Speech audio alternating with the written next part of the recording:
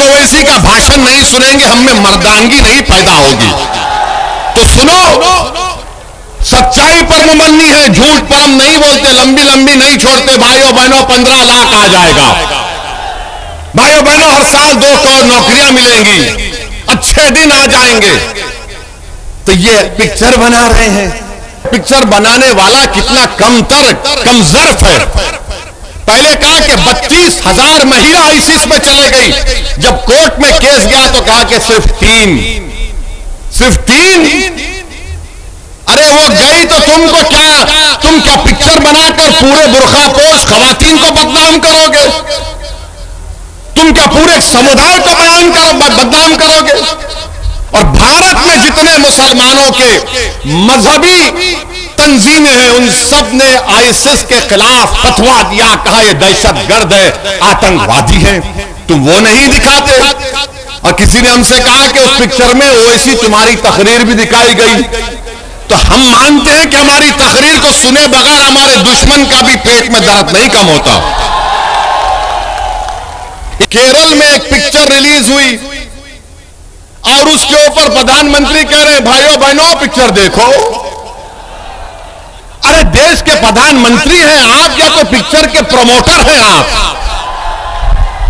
मानता हूं कि प्रधानमंत्री की तरह कोई एक्टिंग नहीं कर सकता। अखिलेश भी कोशिश कर रहे हैं मगर फ्लॉप हो रहे हैं। वो कांग्रेस के नेता जो पूरा देश फिरे वो भी कोशिश किए मगर इनकी एक्टिंग के सामने सब फ्लॉप हो रहे हैं।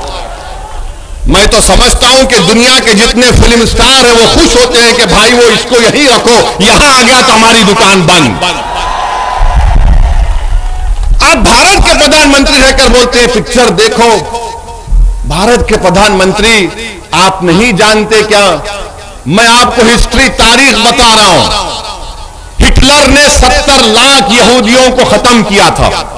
70 लाख यहूदियों को हिटलर ने खत्म किया था। कैसे खत्म किया था?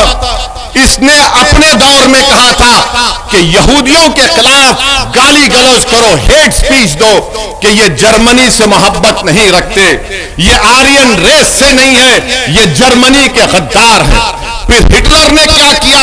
पिक्चर बनाना शुरू किया। 1940 में हिटलर ने पहली पिक्चर बनाई थी यहूदियों के खिलाफ। उसका जर्मन लैंग्वेज से अगर ट्रांसलेशन तर्जुमा करेंगे तो उसका पिक्चर का नाम था द इटर्नल जू। उसमें क्या दिखाया गया? ये यहूदी जर्मनी के गद्दार हैं, ये जर्मनी के अंदर घर के दुश्मन हैं। देश के प्रधानमंत्री जर्मनी की तारीख आपके सामने है, जर्मनी की तारीख आपके सामने है, उसको आप नजर रखो।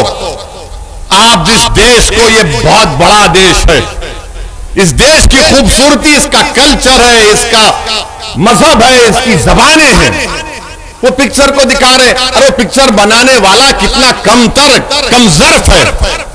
पहले कहा कि 32,000 महिला आईसीस में चले गई, जब कोर्ट में केस गया तो कहा कि सिर्फ 3। अरे वो गई तो तुम क्या पिक्चर बनाकर पूरे बुर्खापोश खवातीन को बदनाम करोगे?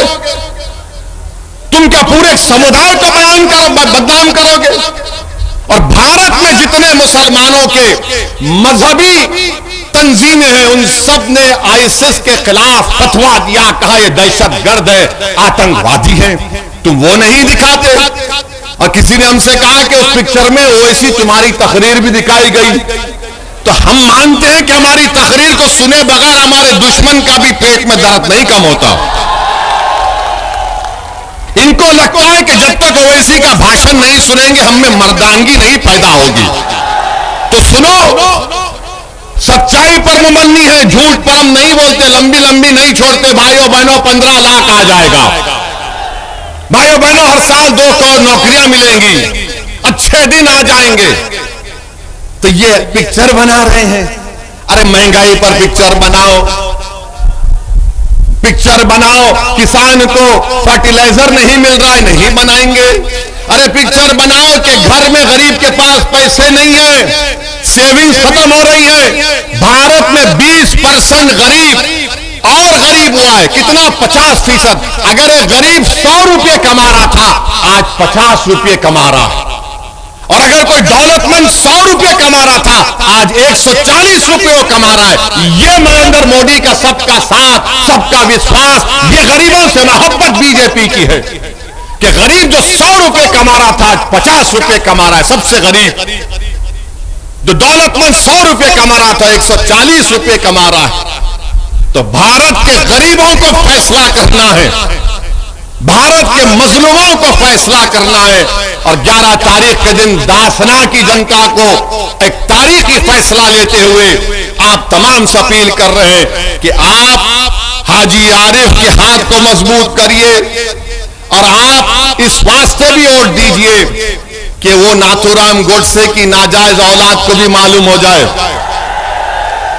यहीं पर हम पर गाड़ी पर गोलियां चलाई गई थी, तो उनको भी जवाब दीजिए। हम आपसे क्या कह रहे हैं, गोली से नहीं बैलेट से जवाब दीजिए।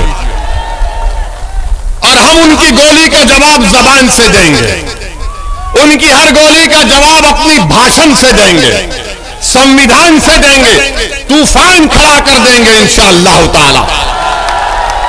तो 11 तारीख के दिन सुबह सुबह निकलिए, एक होकर यहां से हाजी आरिफ को कामयाब करिए, बीजेपी को शिकस्त दीजिए, बीजेपी को हराइए।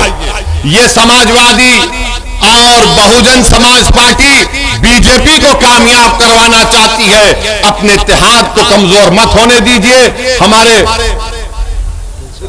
दिलशाद हमारे इनके भी खड़े हैं, गाजियाबाद से इनकी वाइफ मेयर की कैंडिडेट है, इनके भी हक में आप दुआ करिए और डालिए। बहुत बहुत शुक्रिया। अस्सलाम वालेकुम।